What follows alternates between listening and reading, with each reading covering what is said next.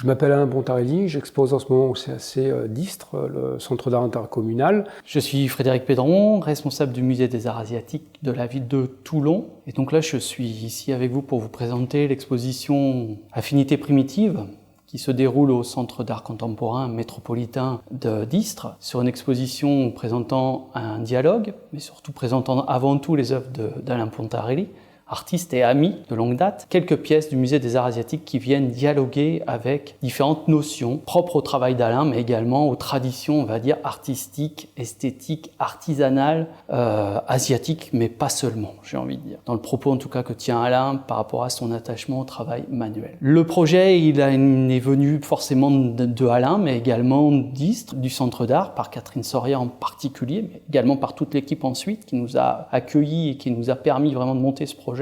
Il y a des pièces qui ont été prêtées du musée des arts asiatiques pour le centre d'art. Nous avons pu faire cette exposition de mes pièces, de mon travail, en relation avec 5 pièces du musée des arts asiatiques de Toulon. Le dialogue, c'est comment faire un lien entre le travail très particulier, en lien avec les formes brutes, artistiques, une réflexion autour également des moyens, on va dire, économiques de production de l'art, et comment ce travail pouvait être en résonance avec nos objets à nous, parfois antiques, mais également très souvent ethnographiques et qui avaient un rôle. On oublie très souvent pour ce type d'objets dans les musées que ces objets n'avaient pas simplement un lien, une représentation esthétique, mais avant tout quelque chose de purement pratique. Et que ces objets, que ce soit le brûle-parfum avec la Hau-de-Seu sur son buffle, ou le peigne de l'île de Ceylan. Donc des vraies fonctions et un vrai rôle aussi parfois tout simplement hygiénique pour le peigne, mais également symbolique extrêmement fort dans leur relation pour ces femmes avec l'homme et dans cette volonté de leur plaire. Pour les objets chinois qui sont présents, c'est bien les fibules, le vase antique, la relation avec l'au-delà, mais également avec les ancêtres, la filiation, ce temps qui continue entre les vivants et les morts et comment les vivants vont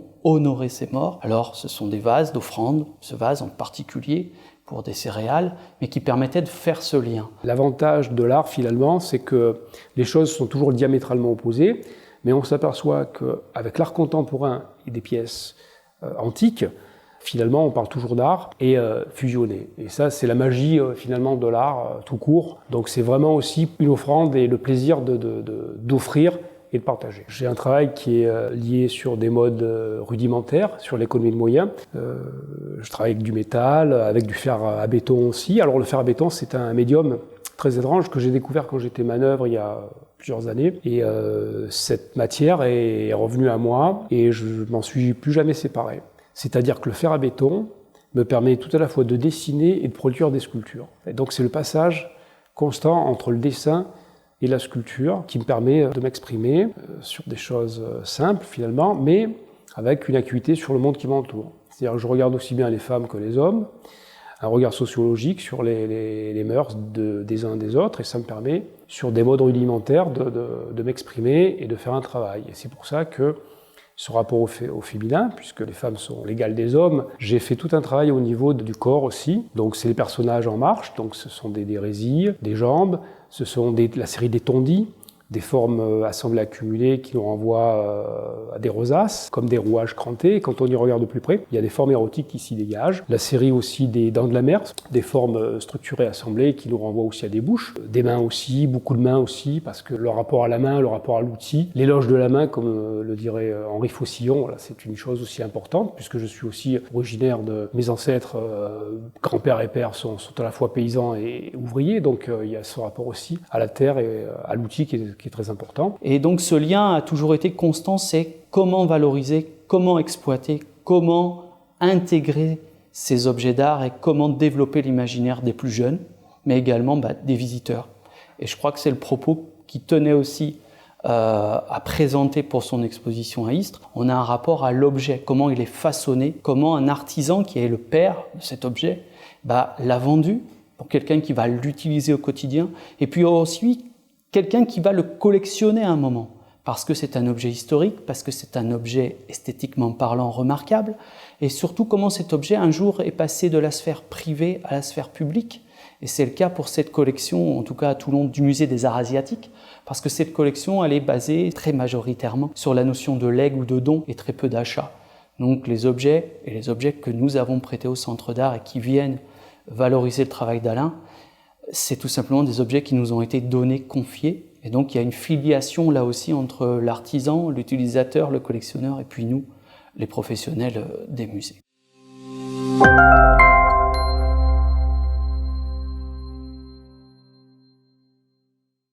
Et je terminerai par un coup de cœur. Ce coup de cœur artistique, je ne l'ai pas découvert, je ne l'ai pas vu dans les musées tout de suite. Mon grand-père qui avait un lopin de terre et qui cultivait la terre, et quand on y allait avec ma sœur, avec un immense garage où voilà, des choses étaient entreposées, je revois un dessin en fil de fer accroché sur un clou sur une porte. Et ce dessin-là, comment c'est possible? J'étais totalement captivé. Et en fait, c'était un portrait de mon père, qu'un de ses amis lui avait fait quand ils étaient apprentis au chantier naval, une pièce des années 50. Je me suis dit, tiens, c'est magique. Comment pouvions-nous faire du dessin sans un crayon, quelque chose qui joue avec l'espace, tout à la fois en 2 dimensions, en 3 dimensions. Tout ça, je ne le comprenais pas, bien évidemment, mais j'étais complètement captivé. Et 30 ans après, je suis dans cet univers-là. Voilà, la boucle est bouclée pour moi.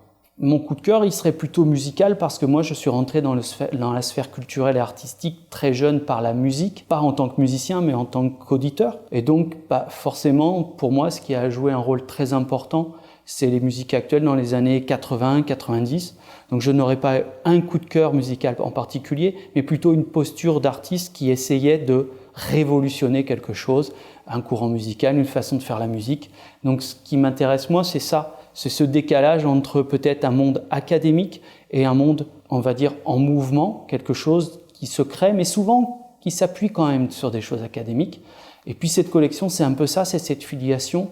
J'aime dire qu'il y a des fils conducteurs, et au sein de cette collection, c'est ce qu'on a essayé de montrer aussi dans les pièces qu'on a choisies avec Catherine et Alain, c'était cette filiation, cette continuité, même si ça paraît parfois impromptu, un peu difficile, mais ces affinités esthétique, artisanale, culturelle, et j'ai envie de dire de cœur pour Alain, moi et Catherine, elle s'est figée autour de ces objets parce que je pense que c'était nécessaire de remettre l'humain au centre de ce propos, l'humain, l'artiste, Alain, mais également l'humain et sa continuité au regard de l'histoire et comment il a interrogé ces matériaux de l'Antiquité chinoise jusqu'à une production du XXIe siècle et une création avec Alain.